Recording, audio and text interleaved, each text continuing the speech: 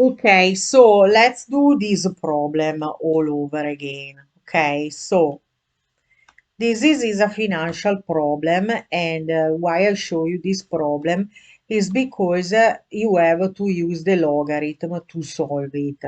You use the logarithm every time you have an equation when x is an exponent. When x is an exponent, you have to use the logarithm. So I'm sure that you understand this problem. I'm gonna send it to you online. I'm gonna send it to you on your phone because you keep falling. So, okay, let's say that you have $5,000 cash. And you say, you know what, I want to invest them in a bank account, in a saving account, well, in an investment. And so I want to make $40,000. So you have $5,000 and you you invest them with a rate of interest annual. It means that is capitalized once a year of the interest is 9%. So for how many years? For how many years you need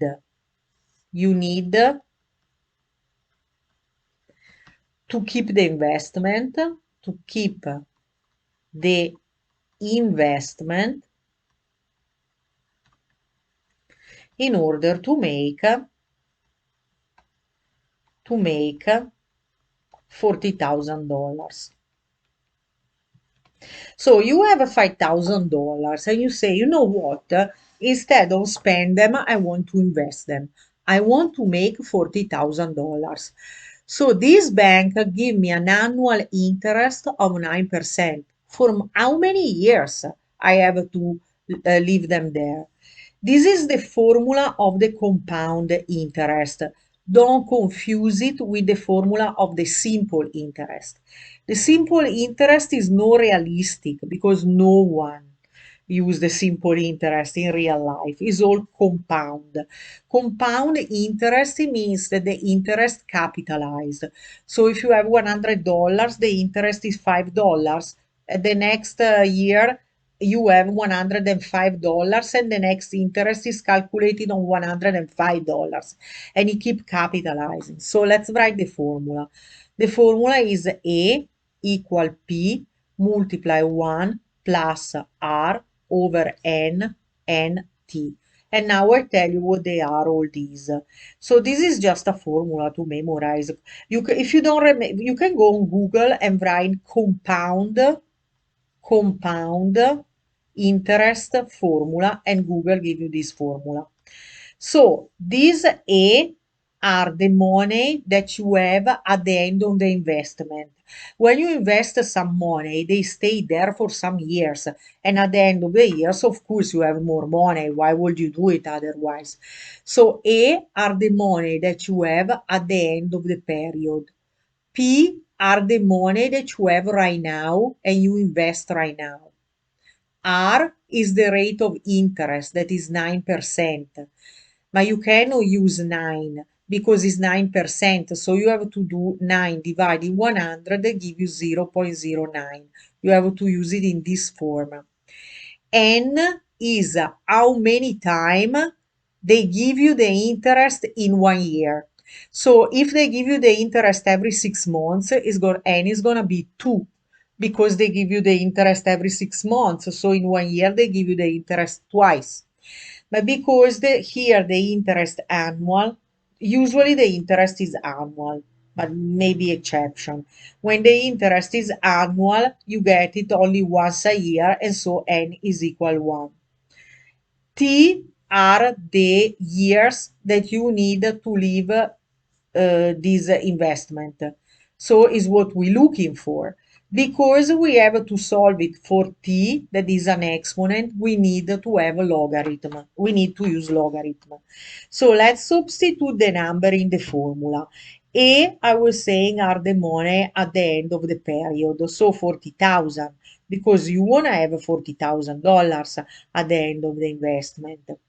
P is 5,000 because you invest $5,000. This is the formula, you just write it the way it is.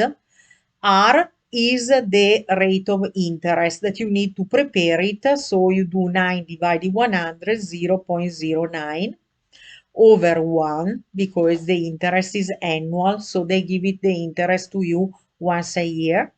And so here at the top you have a 1 times t, that is t.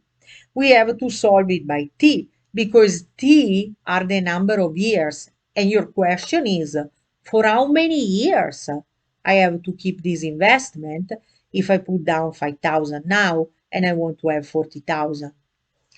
So let's solve it. Let's go 40,000 this side equal 5,000 this side. Here, inside parentheses, you have 1 plus 0.09 is 1.09 at the power of t. And we have to find the t. Now, let's get rid of this 5,000 by dividing everything by 5,000. Here it go away. 40,000 divided 5,000 is 8. 8 is equal of 1.09 at the power of t. Now, here, since you have to solve it for t, you can use only the logarithm. There is no other way to solve it for t without the logarithm because it's the exponent. So I rewrite it here. 8 is equal 1.09 at the power of t. Since when the things to find is an exponent, you use the logarithm. So you take the logarithm of both sides. So logarithm of 8 equal logarithm of 1.09 at the power of t. Now we use the property of logarithm. The property of logarithm it say that when you have an exponent in the logarithm, you can move the exponent before the logarithm and became a multiplication. So logarithm of 8 equal t multiply logarithm of 1.09. Now, in order to find t, we divide everything by logarithm of 109, both sides, logarithm of 109. Those go away. So your solution is t is equal logarithm of 8 over logarithm of 1.09. So I'm using my calculator to calculate those logarithms. Obviously, in order to solve it, you need to use a calculator. So let's see 1 second here. I have logarithm of 8